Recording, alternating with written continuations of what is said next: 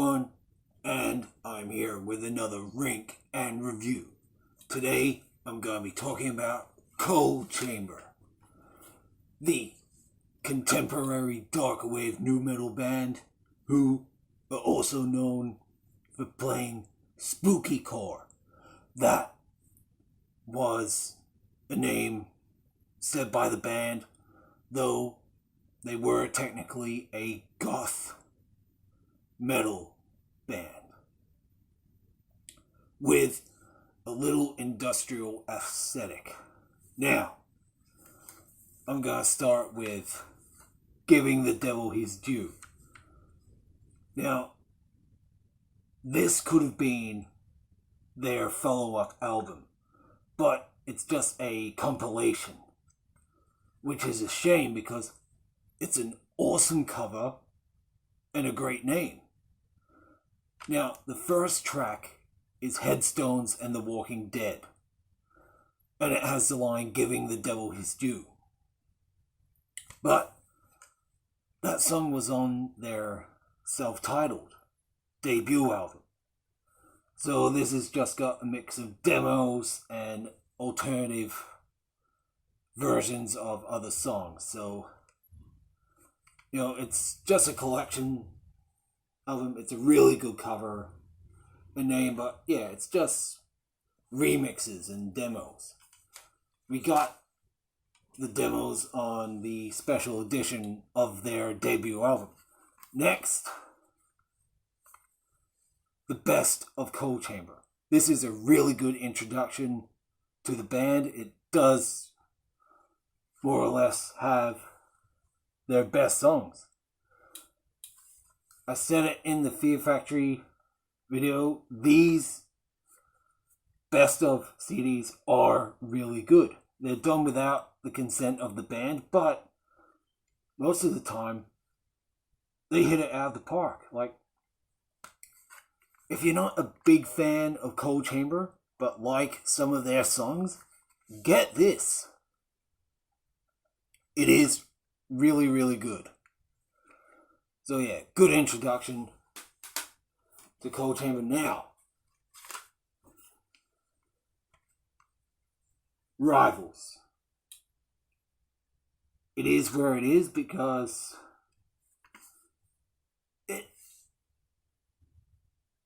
it's not bad, but it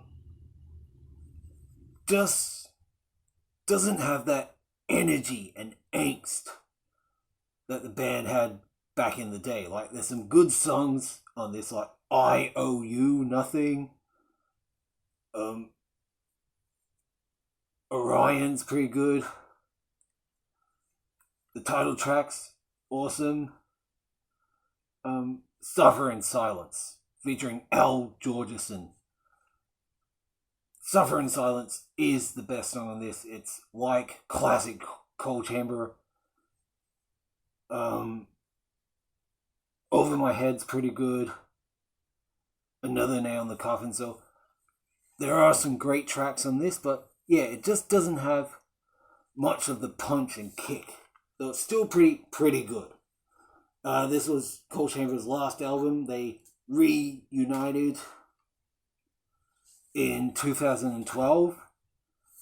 They had new bassist Chella Ray Harper, and they toured for a little bit, and then she left, and Nadja Pjorlin, she returned and worked on Rivals, and that was released in 2014. And then, Coal Chamber went on hiatus, but according to some sources, they are on good terms. It's just Dez wants to focus more on Devil Driver, and they've got their new album due sometime this year. Up next, Rivals.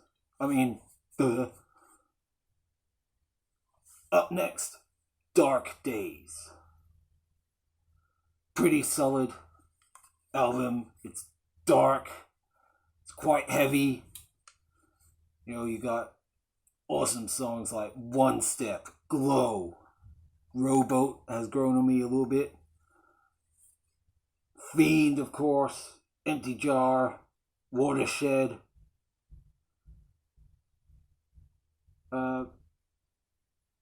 Yeah, the title track, Dark Days, is fairly good. So, their last album for a while,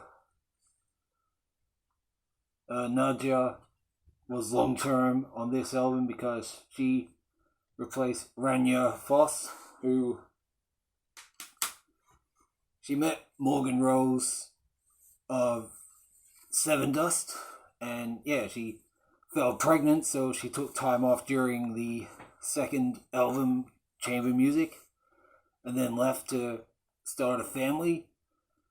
And yeah, there was some bad blood between her and Dez, though he says that there never was. Like it's crazy. Like more or less, Rania left to be a mom. So it's being said that there's no bad blood. It was just some made up crap that someone thought. And there was recent news that Rania went missing, but no. Her daughter confirmed she's safe. And yeah, I think it was Dez that confirmed no, there was never bad blood between the two, which is good. Is that news as good as this? I'd say it's on the level, because this is a fantastic album. You know, Not Living, Tyler's song, El Kukai. Tragedy's pretty good. My Mercy is amazing. It's got guest vocals on it. It's a gloomy ballad.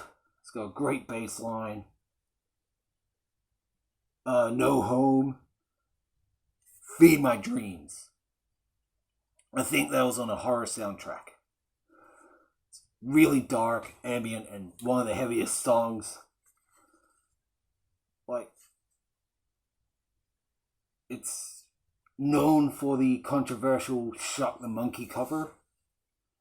I mean, it's okay, but it could have been replaced by an original song. There's another version of that album with some cut songs. So, yeah, like, and there's another version of Dark Days with some cut songs. I don't have them.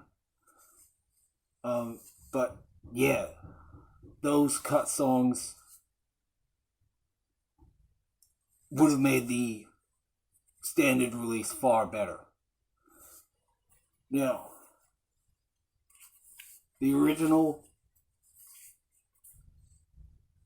of course, this is number one because it's a classic.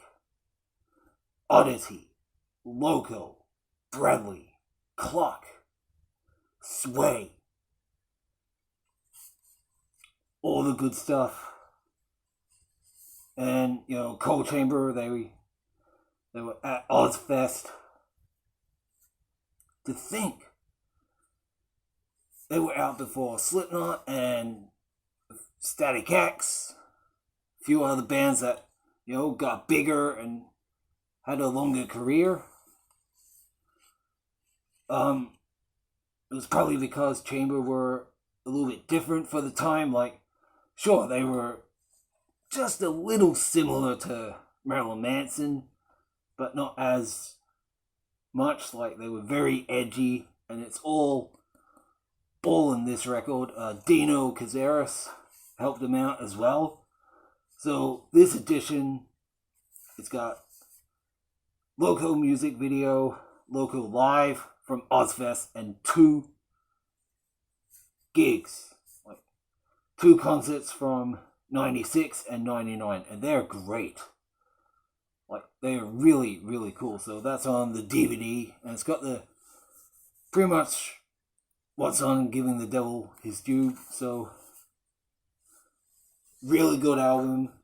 And of course, Chamber Music, a solid follow-up. Bit progressive. You know, it's got some dark, heavy tracks on it. Couple of beautiful ballads. And of course, Dark Days is where they got really, really heavy. Now,